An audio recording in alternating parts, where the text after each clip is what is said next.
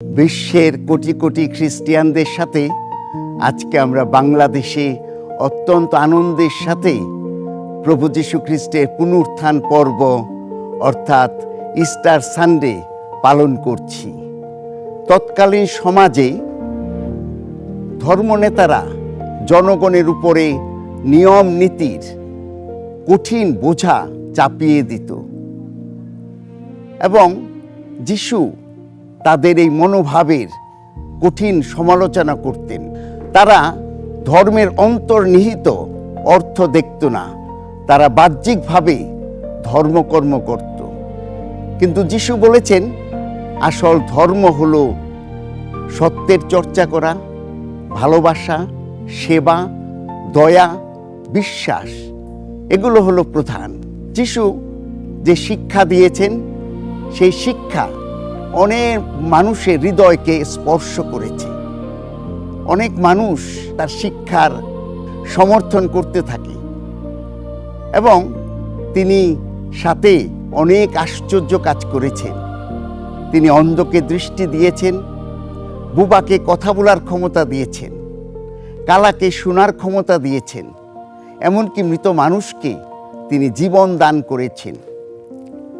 তার এই সুনাম দেখে তখন তারা অনেক হিংসা করে, তার বিরুদ্ধাচরণ করে এবং তারা মনে মনে এই ঠিক করে ফেলে যাতে যদি তার মৃত্যুদণ্ড দেওয়া যায় তাহলে সব শেষ হয়ে যাবে।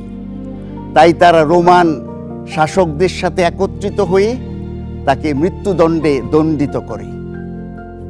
যিশুর পুনরুত্থান আমাদের জীবনে বিশেষ বিশেষ কতগুলো শিক্ষা দান করে। অসত্যের উপরে সত্য জয়ী হবে, মৃত্যুর উপর জীবনই প্রধান। তারা ভেবেছিল যে যিশুকে যদি মৃত্যুদণ্ড দেওয়া যায় তাহলে তার শিক্ষা, কাজ, জীবন সব কিছু শেষ হয়ে যাবে। কিন্তু সত্য জীবন, পবিত্র জীবন, সত্য বাণী এগুলো কোনোদিন শেষ হয় না। সত্যকে কখনো কবর দেওয়া যায় না। যারা যিশুর শিক্ষায় বিশ্বাস করে, তার শিক্ষা অনুসারে জীবনযাপন করে, তারাও যিশুর মতো পুনরুত্থান করবে। এই যে যিশু জীবিত রয়েছেন, জীবিত আছেন বলি বিশ্বে কোটি কোটি খ্রিস্টিয়ান তারা সবাই মিলে একই বিশ্বাস, একই ভ্রাতৃত্বে খ্রিস্টীয় সমাজ গড়ে তুলেছে। পুনরুত্থান আমাদের জীবনে বয়ে আনে অনেক আনন্দ, অনেক আশার বাণী।